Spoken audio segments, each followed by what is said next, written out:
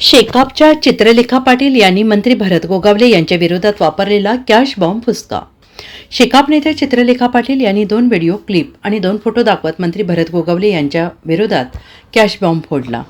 पण चित्रलेखा पाटलांचा हा cash bomb फुसका ठरला असा दावा शिंदे शिवसेनेने केला आहे. एका व्हिडिओमध्ये पैसे मोजणारा तो व्यक्ती भरत गोगावले नसल्याचं स्पष्ट होतंय. दुसरा व्हिडिओ हा गोगावले यांच्या निवासस्थानाचा असून त्यामध्ये वयोवृद्ध व्यक्ती गोगावले यांना एक कागद देत आहे. मात्र तो कागद अंगरक्षकाने हातात घेत टेबलावर ठेवलाय. मूळचा हा व्हिडिओ क्रॉप करत चित्रलेखा पाटील यांनी आरोप केल्याचं समोर येते.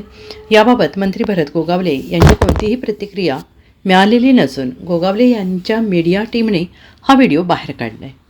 Bureau report SVN Marathi Raigad.